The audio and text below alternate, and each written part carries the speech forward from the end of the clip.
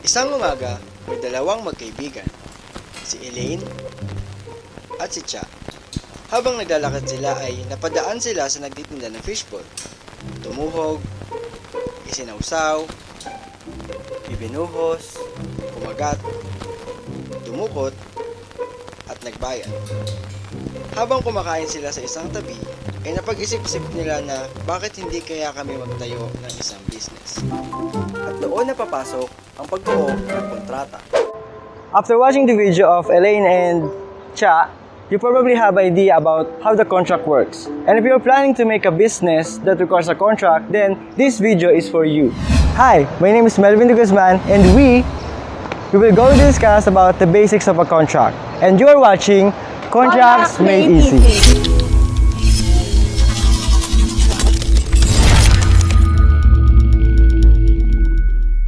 Well, first, let's define what is a contract.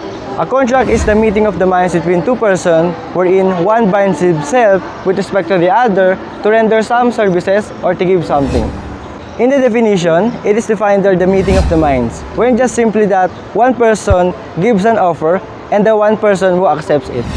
First, let's discuss about the essential elements of a contract.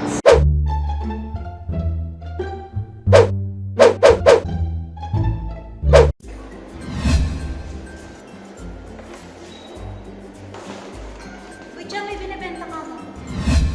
Sure, ano binibenta mo? Basta libro, kung gustuhan mo yun.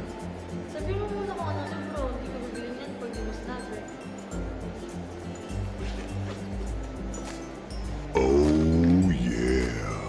Ah, ito. Sige, bilhin ko na to. Here, the offer is certain, therefore the offer is valid. Di ba may binibenta kang kotse? Saan dyan? Ayun o, yung pulang kotse, gamit ko ngayon. Gusto mo? Magkano ba? 200k na lang para sa'yo.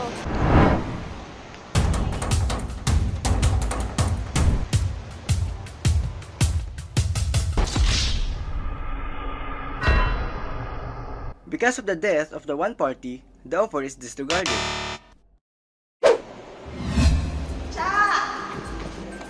Oh, sweet.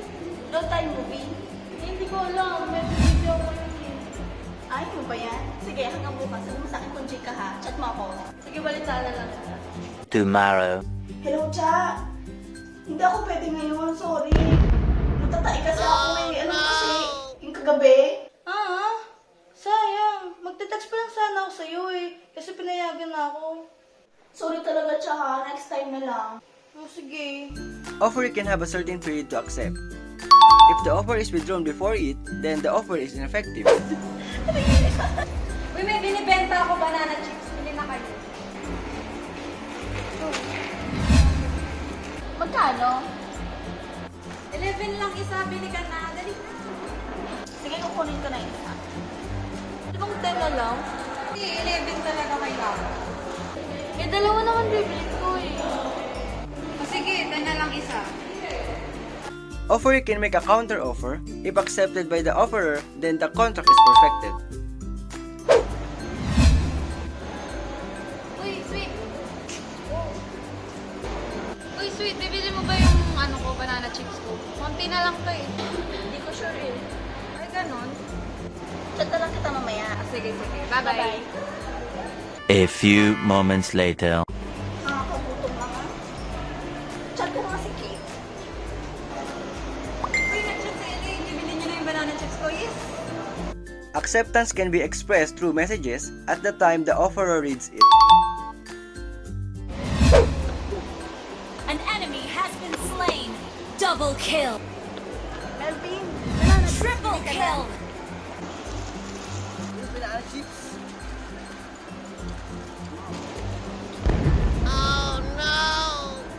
The eating of the banana chips implied that he accepted the offer.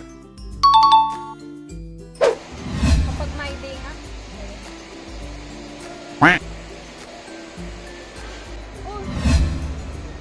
Oy, Kate! Baka may kakilala ka may gusto ng banana chips, so isa na lang to. Baka gusto mong benta para sa akin. Sige, benta ko. Bigay ko na lang sa'yo yung bayad mamaya. Sige. A few moments later. Uy, kuya, bili ka ng banana chips. Pinapabenta ng kaklase ko. Sige, bilhin ko na yan. Sige, 11 pesos lang yan. Okay, kuya, thank you. The offer is accepted if the acceptance is done through an agent.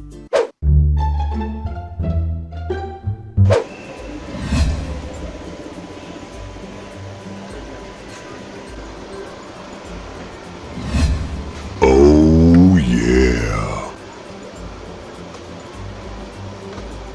Uy, kuya, parking? Dito po.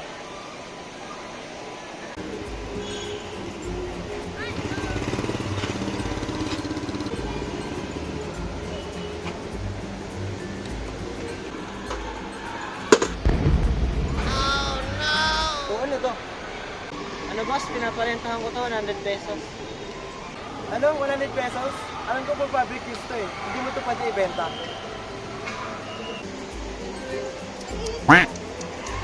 Public things are outside the commands of man which cannot be an object of a contract.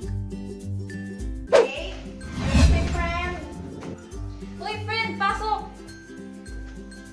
Friend, Uy, friend, bakit? Napunta ka dito? buntis yung aso ko. Gusto mo ng anak niya? O naman, sige, bet ko yan. Gusto mo magkaaso eh. O sige, pag nanganak na ha, sa'yo yung isa doon. O sige, reserve na. O. Future things can be an object of a contract. An enemy has been slain. Double kill. Tsaka, ano di ba ngayon? Tara, boto na tayo. Ano ba yun? Sige, ikaw na lang pumoto sa akin. Bayaran na lang ito. Naglalaro pa ako eh. Lo, okay ka lang. Bawal kaya yun. Bawal ba yun? Sige, ikaw na lang pumoto. Right to vote is an intransmissible right and cannot be an object of a contract.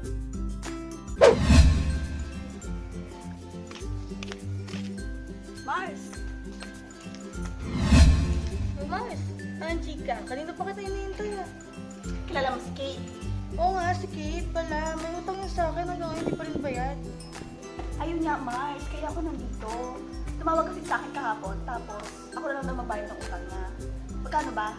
1 million lang naman. Ha? Grabe naman yun, Mars! A debit contract is an intransmissible right and can be an object of a contract.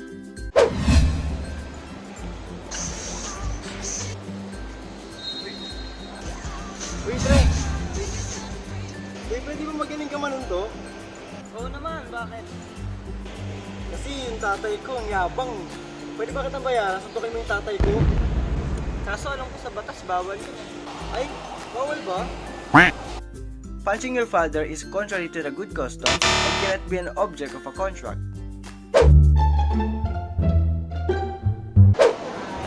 Magkano na yung pera mo? 20. Saan kaya abot yung 20 ko? Alam ko na. Ate, pabiling ko neto. Oh, eto na ang corneto mo. Thank you. Here, the prestation of each party is the cost of the other party. Ay, Cha, nakakapagod. Kaya tayo, Cha.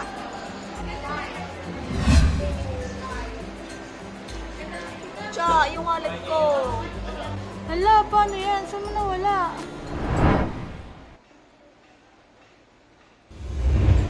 Try mo kaya mag-post, baka meron nakakita. Sige, try. Tomorrow. Tao po. Wala kaming yelo. Nandito po ba si Elaine? Ay, sandali. Ano ba yun? Kayo po ba si Elaine? Oo, ako nga. Bakit? Nakita ko kasi yung post mo sa Facebook. Ito ata yung wallet na nawawala.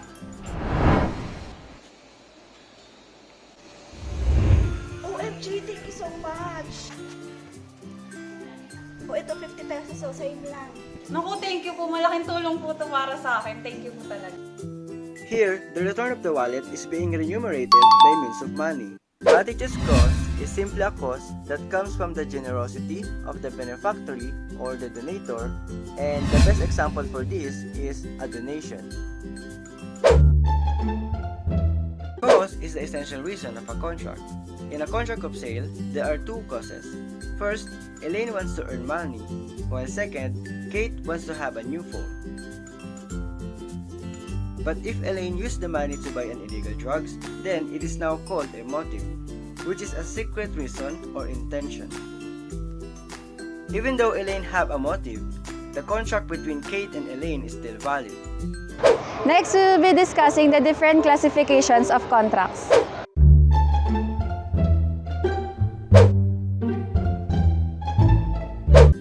Consensual contracts are contracts that are perfected by mere consent. Real contracts are those that are perfected not merely by consent, but by the delivery of the object of the obligation. Formal or solemn contracts are contracts that are required by the law to be in some form in order for it to be valid. Principal contracts are those which do not depend for its existence and validity upon another contract. Accessory contracts are those which are dependent upon another contract which it secures or guarantees for its existence and validity. Preparatory contracts are contracts entered into as a means to an end. Nominate contracts are those which have specific name or designation in law. Innominate contracts are those which do not have specific name or designation in law. Commutative contracts are contracts where the undertaking of one party is the equivalent of that of the other. Aleatory contracts are contracts that depend upon an uncertain event or contingency both as to benefits or loss. Unilateral contracts are contracts where only one of the parties is required to perform a prestation, while for bilateral contracts, both parties are obliged to give something or to render some service with respect to the other. Now let's move on to the stages of contracts. First is the preparation or the conception. This involves the preliminary negotiations, discussion of the terms and conditions, with no arrival yet to the definite agreement. Second is the perfection or birth. It is the point where there is a meeting of the mind between the parties on a definite subject matter and a valid cause. Lastly is the consummation or death or termination. It is when the parties fulfill or perform the terms agreed upon in the contract. Now, we will be discussing the defective contracts. There are different types of defective contracts. First, ano?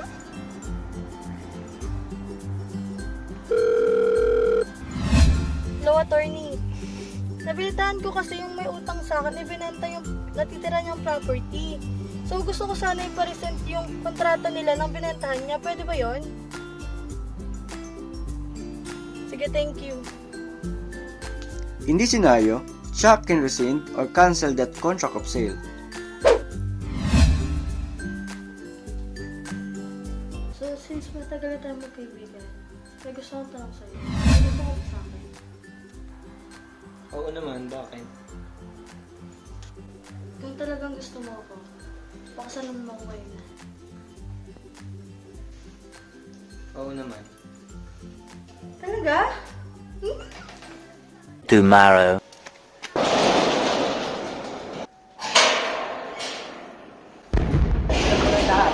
Alam ko nang ginayawan mo lang ako nung araw na yon. Ha? Wait lang, ano pinagsasabi mo?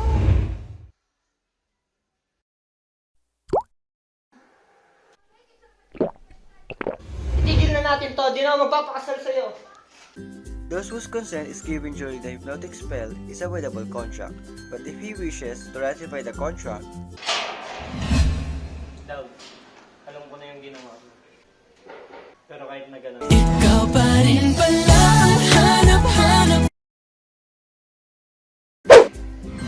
Hey, sweet. Yung utang mo, hindi ko na yun, wala pa rin. Ha? Anong utang?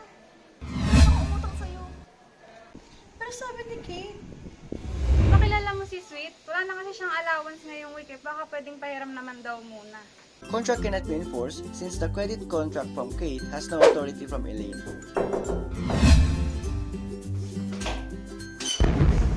Oh, may sumunod ba sa'yo?